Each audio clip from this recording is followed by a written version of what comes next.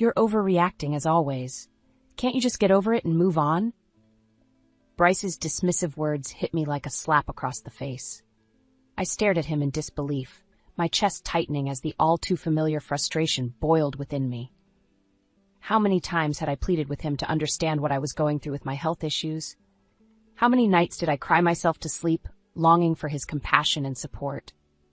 Get over it, I echoed, struggling to keep my voice steady. Bryce, I'm in constant pain. The fatigue is crippling. I can't just get over a chronic condition that modern medicine still doesn't fully comprehend. Bryce rolled his eyes, his expression a mixture of annoyance and indifference. Yeah, I've heard it all before. You really need to stop using that as an excuse for everything. My hands trembled as a wave of anger washed over me. An excuse. Did he truly believe I was making up the suffering I endured day after day, year after year? You know what? I'm done, I said, my voice quivering with pent-up emotion. I'm done trying to make you understand something you clearly have no interest in comprehending. Bryce scoffed and turned his attention back to the television, effectively dismissing me and my struggles once again. I stormed out of the living room, fighting back tears of frustration and hurt. As I made my way to the bedroom, memories of our once loving relationship flooded my mind. Where was the man who had vowed to love and support me through sickness and health? The one who had held me close and promised to always be by my side? That man was long gone, replaced by this shell of a person who seemed to care more about maintaining the perfect facade than truly being there for his wife. I collapsed onto the bed, burying my face in the pillow as sobs racked my body. How had we come to this? How had the love and understanding we once shared disintegrated into this bitter, toxic dynamic? As I lay there, a newfound determination took root within me. I couldn't continue living like this, constantly invalidated and disrespected by the person who was supposed to be my partner in life. Enough was enough. I sat up, wiping away the tears, and reached for the journal I had been keeping over the past few years. With trembling hands, I began to document this latest incident, determined to gather evidence of Bryce's emotional abuse. The dismissive comments, the lack of empathy, the constant belittling of my struggles, I would record it all. This would be the start of my journey towards reclaiming my dignity and self-worth. I would no longer be a victim, cowering in the face of Bryce's cruelty. It was time to take a stand, to expose the truth, and to seek justice for the years of pain and neglect I had endured. The words flowed from my pen, fueled by a potent mix of anger, heartache, and a newfound sense of resolve. This was the final straw, the catalyst for the upheaval that was about to unfold. I was done being the silent, suffering wife. It was time for Bryce to face the consequences of his actions. I should have seen the signs earlier, but love can blind even the most perceptive of souls. Bryce and I had been a perfect match in the beginning, two kindred spirits, united in our hopes and dreams for the future. We'd feed off each other's energy, our laughter filling the air as we built the foundation of what we thought would be an unbreakable bond. How naive I had been. The first crack appeared shortly after our wedding, when I began exhibiting strange symptoms that no doctor could properly diagnose. The debilitating fatigue, the widespread pain, the cognitive issues. They all remained an unsolvable mystery, an invisible enemy waging war on my body and mind. At first, Bryce was sympathetic, assuring me that we would get through this together. In sickness and in health, remember, he would say, holding me close as I cried from the frustration of not understanding what was happening to me. Those tender moments became rarer as the years passed, and my condition only worsened. Bryce grew increasingly distant, frustrated by the lack of a clear solution. His patience wore thin, and the man I had fallen in love with slowly faded away, replaced by someone cold and callous. "Quit making excuses and pull yourself together," he snapped one day when I struggled to complete a simple household chore. "You're letting this supposed illness control your life." Yeah, I tried to explain, to make him understand the genuine anguish I was experiencing, but he would hear none of it. In his eyes, I had become a burden, a blight on the perfect life he had envisioned for us. Outward appearances meant everything to Bryce. He couldn't bear the thought of our family being perceived as anything less than perfect, even as our son Derek grew increasingly aware of the turmoil brewing beneath the surface. "Why is Dad always so angry with you?" Derek asked me once, his eyes full of concern. I forced a smile, not wanting to tarnish his image of his father. It's nothing, sweetheart. He's just under a lot of stress at work. The lies piled up, each one a brick in the facade Bryce was so desperate to maintain. We were the perfect family, with the perfect house and the perfect life. At least, that's what we wanted the world to believe. Behind closed doors, the reality was far more sinister. You're pathetic, you know that? Bryce snarled at me one evening after I had spent the day bedridden, too weak and in too much pain to function. This is just a convenient way for you to be lazy and avoid your responsibilities. His words cut deeper than any knife, reopening the wounds of inadequacy that his emotional abuse had inflicted over the years. I wanted to scream, to hurl every ounce of anguish back in his face, but the strength had long since been drained from me. So I remained silent, my tears the only outward display of the turmoil raging within. That's when I knew the man I had married was gone, consumed by his obsession with maintaining the illusion of perfection. The love and support I had once treasured had been replaced by disdain and contempt, all because I couldn't meet his warped expectations. In that moment, a small spark of defiance ignited within me, a glimmer of determination that would grow into an all-consuming blaze. I wouldn't stay trapped in this toxic cycle any longer. One way or another, I would strip away Bryce's carefully constructed facade and expose the ugliness that festered beneath. He would face the consequences of his actions, of the years of emotional torment he had inflicted upon me. The road ahead would be arduous, but I knew in my heart that it was the only path to reclaiming my dignity and self-worth. The mask of perfection would shatter, and the truth would finally be laid bare, no matter the cost. The facade Bryce had so carefully constructed was beginning to crumble. As my health deteriorated further, it became impossible for me to keep up the charade of being the perfect wife and homemaker. Simple tasks like cooking and cleaning left me utterly drained, my body feeling like a leadweight that refused to cooperate. Of course, this only added fuel to Bryce's disdain. What's the point of having you around if you can't even take care of basic household duties? He sneered, surveying the pile of unwashed dishes in the sink. I wanted to explain, to make him understand the sheer effort it took for me just to get through each day, but I knew it would fall on deaf ears. Bryce had made up his mind about my condition long ago. In his eyes, it was nothing more than a convenient excuse. I'm sorry, I mustered, hating how weak and defeated I sounded. I'll try harder, I promise. Bryce scoffed and shook his head in disgust. Save your empty promises. You've been trying harder for years, yet nothing ever changes. The venom in his words cut deep, but I remained silent, too emotionally and physically drained to engage in another fruitless argument. As the weeks passed, Bryce's insults and complaints escalated, each one chipping away at what little self-worth I had left. I found solace in my journal, pouring out the anguish and frustration that I couldn't voice aloud. It was during one of these writing sessions that Derek knocked on my bedroom door, a concerned look etched on his face. Mom, are you okay? I heard Dad yelling at you again. I fought back the tears that threatened to spill and forced a reassuring smile. Everything's fine, honey. Your father's just been under a lot of stress lately. Derek didn't look convinced, but he nodded slowly, his eyes filled with a sadness that no child should ever have to bear. As he left, I couldn't help but wonder how much of Bryce's behavior he had witnessed over the years. Had I been naive in thinking I could shield him from the harsh reality of our crumbling marriage? That night, as Bryce slept soundly beside me, I stayed awake, my mind racing with a newfound determination.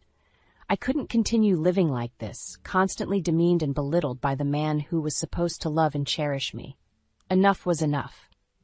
I reached for my journal, the pages now filled with a meticulous documentation of Bryce's emotional abuse. Every cutting remark, every dismissive gesture, every act of cruelty laid bare in ink. As I flipped through the pages, a sense of empowerment washed over me. This was my evidence, my ammunition in the battle I was about to wage against the man who had made my life a living hell. I wouldn't be the silent, suffering wife any longer. It was time to take action, to expose Bryce for the monster he had become and seek justice for the years of pain and neglect he had inflicted upon me. The first step would be to confide in my sister, Jenna. She had always been my rock, my unwavering support system through the darkest of times. With her by my side, I knew I would have the strength to face whatever lay ahead. A plan began to form in my mind, the pieces slowly falling into place. I would gather every shred of evidence, every damning proof of Bryce's vile behavior, until I had an airtight case against him. Then, and only then, would I strike, shattering his carefully constructed facade and exposing the ugliness that festered beneath. It would be a long and arduous road, but I was ready to fight. For too long, I had been the victim, cowering in fear and shame. But no more. This time, justice would be mine. Our 20th wedding anniversary should have been a joyous occasion, a celebration of the love and commitment that had carried us through 2 decades of marriage. Instead, it became a painful reminder of how far Bryce and I had drifted apart. He had insisted on going out to an upscale restaurant, wanting to maintain the facade of a happy, successful couple in front of our friends and family. I had reluctantly agreed, knowing full well that any objection on my part would only ignite another heated argument. As I slowly made my way down the stairs, the simple act of getting dressed and ready had left me utterly drained. Bryce was waiting at the bottom, drumming his fingers impatiently against his watch. "It's about time," he grumbled, eyeing my weary appearance with disdain. "We're already running late." I mustered an apologetic smile, too exhausted to offer any excuses. We made our way to the restaurant in silence, the tension between us palpable. The evening only grew more excruciating as it progressed. Bryce basked in the attention of our guests, regaling them with tales of his career successes, while I sat quietly, sipping water to quell the nausea that had taken hold. At one point, our friend Jennifer turned to me with a warm smile. "Marla, you must be so proud of Bryce and everything he's accomplished." Before I could respond, Bryce cut in with a bitter chuckle. If only she put in half as much effort into our marriage as I do at work. The table fell silent, a collective tension hanging in the air. I felt the blood drain from my face as Bryce's words sank in, each one a dagger to my already fragile heart. "Excuse me?" I managed, my voice barely above a whisper. Bryce shook his head in mock disappointment. "Come on, Marla. We all know you've been using your little condition as an excuse to be lazy and neglect your duties as a wife." The venom in his tone was unmistakable, laying bare the contempt he harbored for me and my struggles. I wanted to scream, to hurl his cruelty back in his face, but the shock had rendered me mute. Our friends and family shifted uncomfortably, averting their gazes as the once celebratory atmosphere turned toxic. No one dared to intervene, to call out Bryce's abhorrent behavior. He leaned back in his chair, a self-satisfied smirk playing on his lips. "See? She can't even defend herself. Pathetic." Those words would haunt me for years to come, searing themselves into my memory like a brand. In that moment, everything became crystallized. The years of emotional abuse, the gaslighting, the utter disregard for my well-being. As I sat there, humiliated and defeated, something within me shifted. A fire ignited in the depths of my soul, a burning rage that had been simmering for far too long. Enough was enough. I would no longer be Bryce's punching bag, his victim to be ridiculed and demeaned at his whim.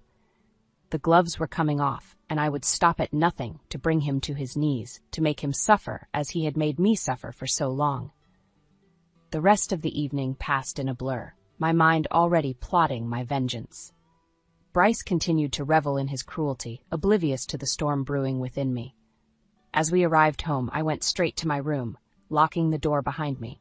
I reached for my journal, my hands trembling, as I began to document every agonizing detail of the night's events. This would be the tipping point, the catalyst that would set my plan into motion. Bryce had crossed a line that could never be uncrossed, and he would pay dearly for his transgressions. I would gather every shred of evidence, every recorded instance of his emotional and psychological torture. Then, when the time was right, I would unleash it all upon him, shattering his world and leaving him to contend with the consequences of his actions. No more suffering in silence, no more being the victim. It was time for Bryce to face the wrath he had so recklessly provoked. In the days following our disastrous anniversary dinner, I could feel a shift taking place within me. The years of pent-up anger and resentment had finally reached a boiling point, igniting a fire that burned with the intensity of 1,000 suns. Bryce, oblivious as ever, carried on as if nothing had happened. He went about his daily routine, leaving for work each morning with a casual, "See you later," tossed over his shoulder. Meanwhile, I stewed in my righteous fury, meticulously documenting every instance of his cruelty in my journal.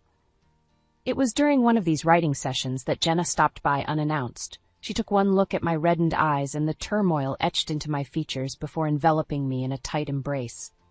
"Oh, Marla," she murmured, her voice laced with concern. "What's going on?" I pulled away, steeling myself against the torrent of emotion that threatened to spill forth. "It's Bryce," I began, the words tumbling out in a rush. He humiliated me, Jenna, in front of everyone at our anniversary dinner." Jenna's brow furrowed as I recounted the painful details, her expression darkening with each word. By the time I had finished, her hands were balled into tight fists, trembling with barely contained rage. "That bastard," she hissed, her eyes blazing with a protective fury. "How could he treat you like that? After everything you've been through?" I shook my head, feeling a sudden surge of determination. "I can't live like this anymore, Jenna. The emotional abuse, the constant belittling, it has to stop." Jenna nodded, her jaw set in a firm line. "You're right. Enough is enough. What are you going to do?" A plan had already begun to take shape in my mind, a meticulously crafted blueprint for revenge. "I'm going to gather evidence," I explained, my voice steady and resolute. "Every recording, every journal entry, every shred of proof of Bryce's cruelty. Then, when the time is right, I'm going to unleash it all and watch his world crumble around him." Jenna's eyes widened, a mixture of shock and admiration flickering across her features. "Marla, are you sure about this? This is a nuclear option. There's no going back once you pull the trigger." I nodded, my jaw clenched with grim determination. I've never been more sure of anything in my life. Bryce needs to face the consequences of his actions, of the years of emotional torture he's put me through. He needs to be exposed for the monster he truly is. A slow smile spread across Jenna's face, a fierce pride radiating from her very being. "Okay, sis, I'm in. Whatever you need, I've got your back." Relief washed over me, knowing that I wouldn't be facing this battle alone. With Jenna by my side, I felt an overwhelming sense of strength, a certainty that I would emerge victorious. Over the next few weeks, we worked tirelessly, gathering every scrap of evidence we could find. Journals, recordings, photographs, nothing was left out. We built an ironclad case against Bryce, one that would leave no room for doubt or denial. As our arsenal grew, so too did my sense of empowerment. The fear and shame that had once shackled me began to dissipate, replaced by a burning desire for justice and retribution. Bryce remained blissfully unaware of the storm brewing, carrying on with his daily routine as if nothing were amiss. He would sneer at me whenever our paths crossed, his lips curling in a contemptuous sneer that only fueled my determination. "What's the matter, Marla?" he would taunt. "Still wallowing in self-pity, I see." I would meet his gaze, unflinching, biting back the biting retort that danced on the tip of my tongue. Soon, I told myself. Soon, he would pay for every ounce of pain and humiliation he had inflicted upon me. As the final pieces of our plan fell into place, I felt a sense of exhilaration coursing through my veins. The day of reckoning was fast approaching, and Bryce had no idea what was in store. He had made the mistake of underestimating me, of believing that I would cower and submit to his abuse forever. But no more. This time, I would be the one holding all the cards, and Bryce would learn the true meaning of suffering. The facade he had so carefully constructed was about to come crashing down, and I would be the one wielding the sledgehammer. The day of reckoning had finally arrived, and I could feel the adrenaline coursing through my veins. Jenna and I had spent weeks meticulously planning every detail, leaving no stone unturned in our quest for justice. It was the annual Wyatt family reunion, a gathering that Bryce had always insisted on attending, despite our crumbling marriage. This year, however, the event would serve as the perfect stage for his downfall. As we pulled into the driveway of my parents' home, I could see the familiar faces of extended family members already gathered on the lawn. Bryce plastered on his usual charming smile, ever the master of deception. "Remember, honey," he murmured, leaning in close, "we have to keep up appearances. No need to burden everyone with our personal issues." I fought back the urge to recoil from his touch, nodding in feigned agreement. Little did he know, the facade he had so carefully cultivated was about to be shattered beyond repair. We mingled with the crowd, making small talk and accepting well wishes from relatives we hadn't seen in ages. All the while, Jenna and I exchanged covert glances, silently signaling that it was time to put our plan into motion. After the initial greetings had concluded, Jenna cleared her throat, calling for everyone's attention. "If I could have a moment, please," she began, her voice ringing out across the lawn. "There's something important that needs to be addressed." Bryce shot me a quizzical look, but I remained impassive, my expression betraying nothing.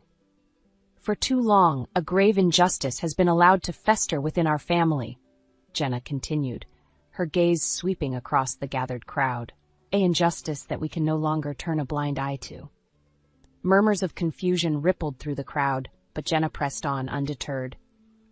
"Bryce Wyatt has been emotionally and psychologically abusing his wife, Marla, for years.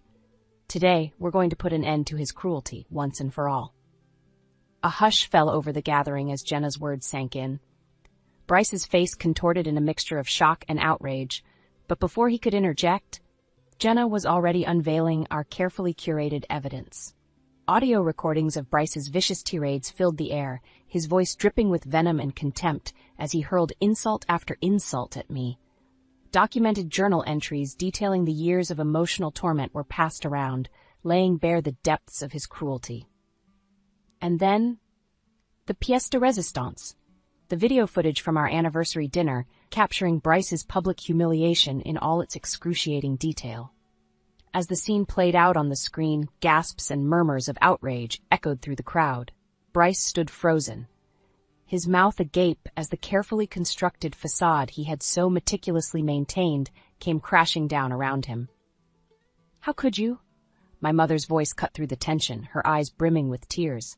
"How could you treat my daughter that way?" Bryce stammered, grasping for an excuse, but no words came. He was a cornered animal, his true nature finally exposed for all to see. One by one, family members turned their backs on him, their expressions a mix of disgust and disbelief. Bryce's once charming demeanor had been stripped away, revealing the ugly truth that had been lurking beneath all along.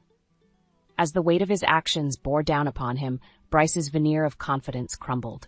He turned to me, his eyes pleading for mercy, for understanding. "Marla, please," he began, but I held up a hand, silencing him. "Enough," I said, my voice steady and unwavering. "You've had your chance to be a decent human being, and you squandered it. Now you're going to face the consequences of your actions." Bryce opened his mouth to protest, but thought better of it. In that moment, he knew he had lost the respect of his family, lost the facade of perfection he had so desperately clung to, lost any semblance of control over the situation. As he slunk away, a broken and defeated man, I felt a surge of vindication wash over me. Justice had been served, and the years of suffering and humiliation had finally been avenged. Jenna pulled me into a fierce embrace, her eyes shining with pride. "You did it, sis," she whispered. "You took that bastard down." I nodded, feeling a weight lift from my shoulders. The road ahead would undoubtedly be challenging, but for the first time in years I felt truly free. Free from the shackles of Bryce's emotional abuse, free to reclaim my life and dignity. As the crowd dispersed, offering words of support and encouragement, I knew that this was just the beginning. Bryce's downfall was merely the first step in a journey towards healing and empowerment, and I was ready to embrace it, one step at a time. In the days following the explosive family reunion, the fallout from Bryce's exposure was swift and unrelenting. His life, once so meticulously constructed to project an image of perfection, lay in shattered ruins around him. I, on the other hand, felt a sense of liberation unlike anything I had experienced before. For years I had been shackled by Bryce's emotional abuse, my spirit slowly eroded by his cruelty. But now, with the truth laid bare, I was finally free. The first order of business was securing a divorce. Jenna had put me in touch with a formidable legal team, and within a matter of days the paperwork was filed. Bryce, still reeling from the public humiliation, offered little resistance. "You're making a mistake," he muttered during one of our brief encounters, his eyes downcast and defeated. "Think about what this will do to Derek." I leveled my gaze at him, feeling no shred of sympathy for the man who had tormented me for years. "I am thinking about Derek," I replied, my voice unwavering, "and I'm doing what's best for him, removing him from an environment of toxicity and abuse." Bryce flinched as if he had been struck, but I pressed on, relentless. "You've only got yourself to blame for this, Bryce. Your actions have consequences, whether you choose to acknowledge them or not." With that, I turned and walked away, leaving him to stew in the wreckage of his own making. As news of our impending divorce spread, the backlash against Bryce intensified. Friends and colleagues who had once praised his accomplishments now distanced themselves, unwilling to be associated with a man exposed as an emotional abuser. Even Derek, our once doting son, could no longer bring himself to look his father in the eye. "How could you treat Mom like that?" he asked during one of their strained encounters, his voice thick with emotion. "She sacrificed everything for this family, and you just... Words failed him, but his expression spoke volumes. The hero worship he had once held for Bryce had been shattered, replaced by a profound sense of disappointment and betrayal. Bryce, for his part, tried to cling to the tattered remnants of his former life. He lashed out at me, accusing me of turning his own family against him, of poisoning their minds with lies and deceit. "You're a vindictive, spiteful woman," he snarled during one of his tirades. "You'll regret this, Marla. Mark my words." But his threats rang hollow, devoid of the power and menace they once held. I simply stared back at him, unmoved by his pathetic attempts at intimidation. "I don't regret a thing, Bryce," I replied, my voice laced with a steely resolve. "For the first time in years, I'm living in the truth, something you've clearly never been able to handle." His face contorted in a mask of rage, but I had already turned away, leaving him to wallow in his own self-pity and delusion. With each passing day, Bryce's world continued to crumble around him. His once thriving career began to unravel as clients and business partners severed ties, unwilling to be associated with such a tarnished reputation. It was a sight to behold, watching this once proud man brought to his knees by the very demons he had unleashed upon me. And yet, I felt no pity, no shred of remorse for the suffering he now endured. This was justice, pure and simple, a reckoning long overdue. As the divorce proceedings neared their conclusion, I found myself reflecting on the long and arduous journey that had led me to this point.